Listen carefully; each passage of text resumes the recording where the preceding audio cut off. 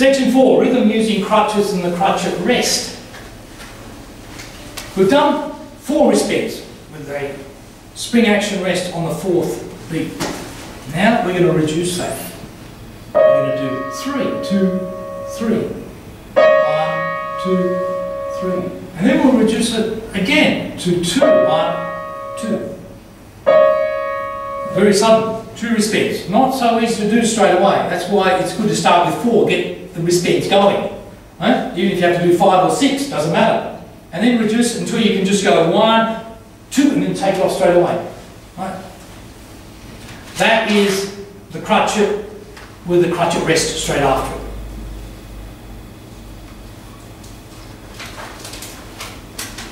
Page 27. 2-flat grubs. Crutchets. The last bar has a crutchet with a crutchet rest. So we have 1 note and then the rest. 2 respects to get that crutchet rest. 2-flat grubs. 4 war rest.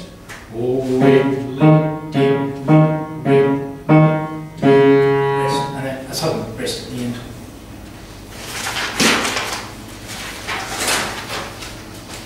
A very common rhythm, which you'll be using quite a lot to start with, in terms of rhythm, is a crutchet, crutchet, crutchet with a rest.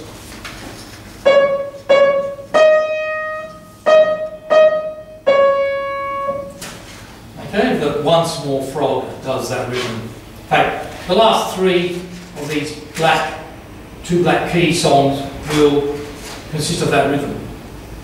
Figure 8. High, very low. Up and down, rest. Round, we skate. We can make feet. And that's the rhythm for the next 2 songs. One Small Frog played in octaves. Same position.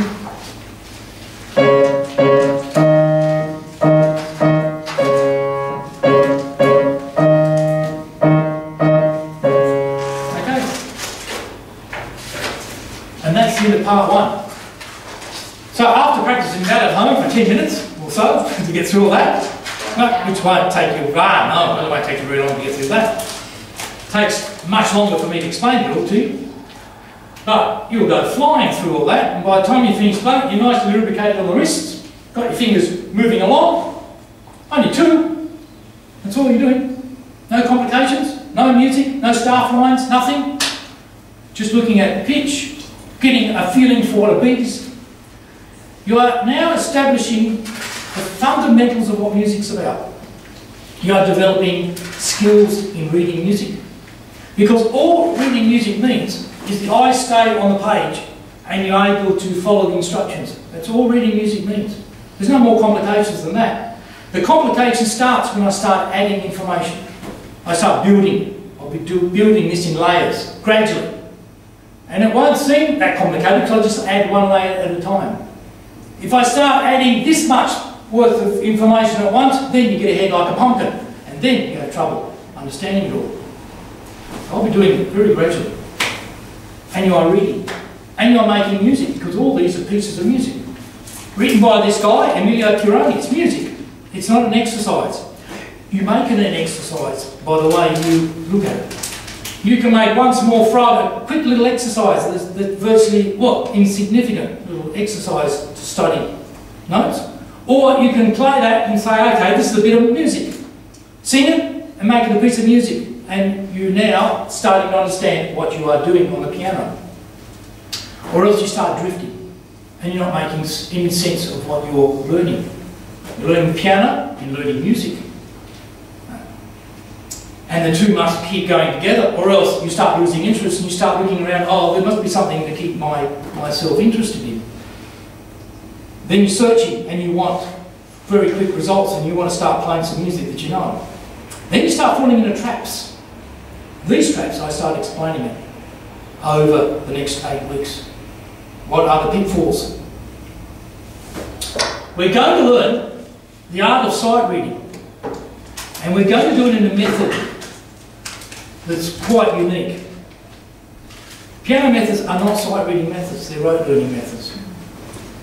Piano teachers in general don't teach sight reading as a matter of course in learning. They teach you rote learning.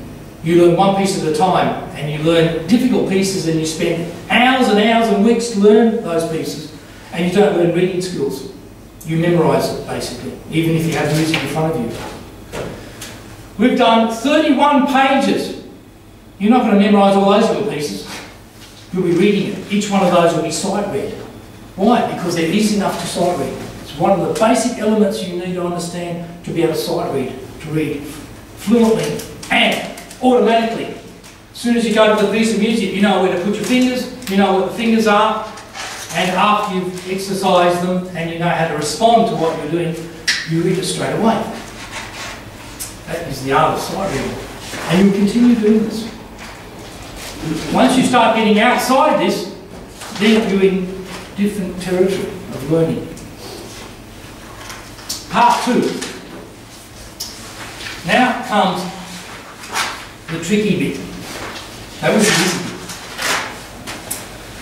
bit. Introduction to staff notation and reading music via staff notation. But we're only going to concentrate on the low and the middle octave. I call this the low and the middle octave position. So we're going to be very restricted. We're not going to jump all around the place.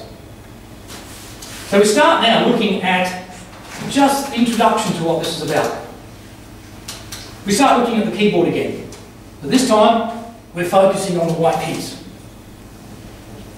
The white keys are in blocks of 7.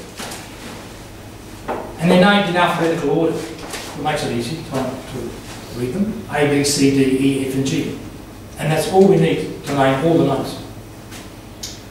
But when you relate this to the Pieroni coloured block, it's not A, B, C, D, E, F, G, unfortunately. It starts on F. It goes F, G, then A, B, C, D, E.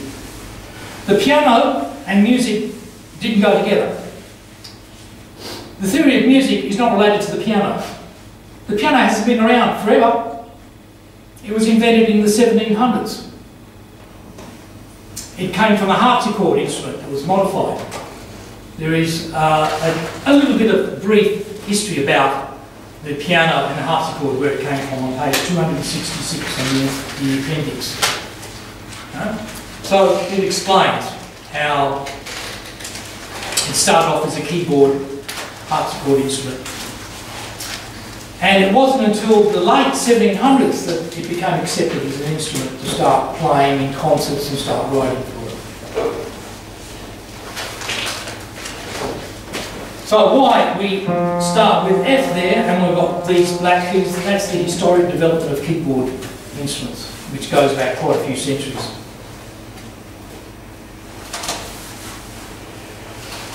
Music notes are positioned on these lines, called staff lines.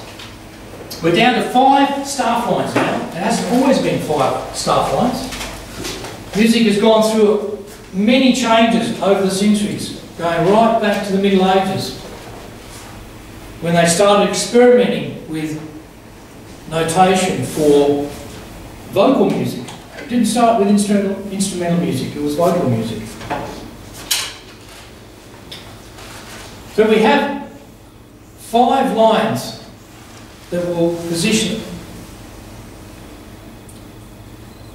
not all our notes, but notes to start with. But the extent of the staff goes beyond these 5 lines to more lines above and below, but you can't see them. They're invisible. There are more lines. But you make them visible when you start placing notes way below, and you have to put extra small lines. The rest of it you can't see. Then you put notes on lines, or you put them in spaces on the staff in between the 2 lines, or position the note on the line. And the note can vary depending on whether it's got stems on it, whether it's coloured in, and you've got the different notes.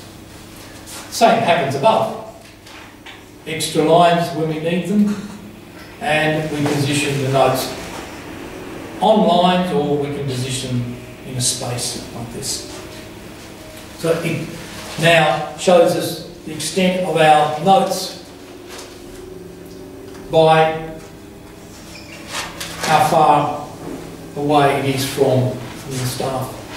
So the further up we go in the staff, the higher the pitch. Further down we go, the lower the pitch. So high ones and low ones are this vertical orientation. Remember, the piano is horizontal. It goes like that. High ones that way, low ones that way.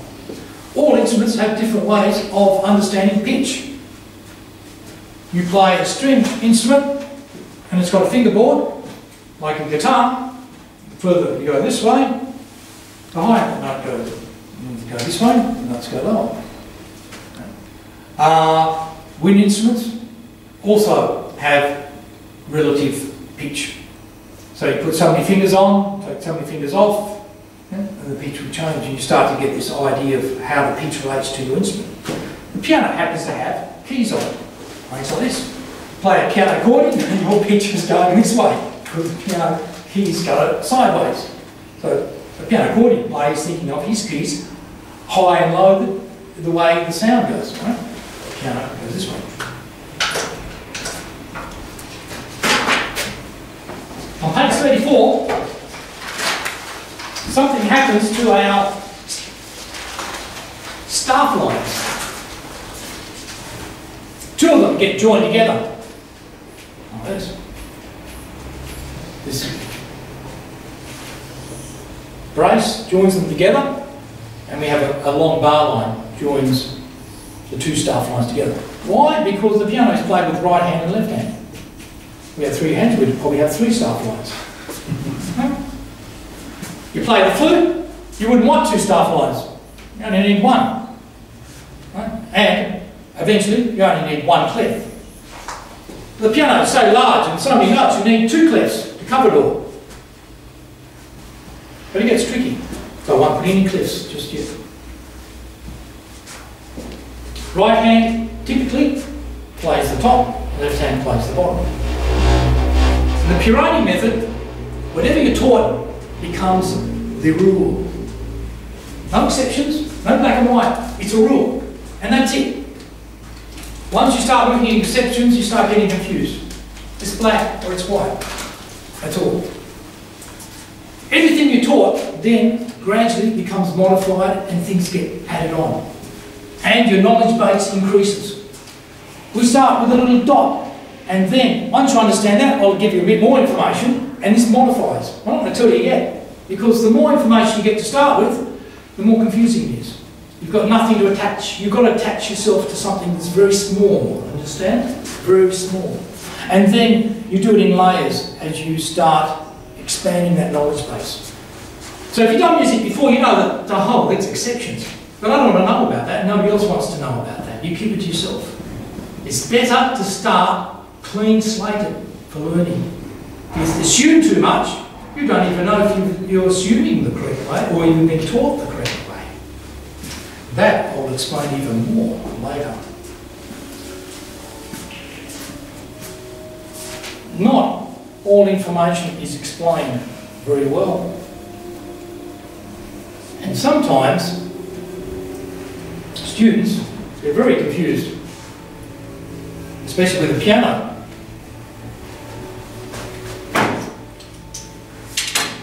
Two staff lines, one on top of the other, does not mean the right hand plays on that side of the piano and the left hand plays on that side of the piano. It's a fallacy. If it's not explained properly, then you get this idea that you play the piano and you go like this. You don't. You can go like that, you can go like that. We know that from section 1. We started straight away moving on all the octaves. We know how to play that side of the piano with both hands, that side of the piano with both hands. We know 2 hands in the treble, 2 hands in the bass, 1 hand in the treble and 1 hand in the bass, correct?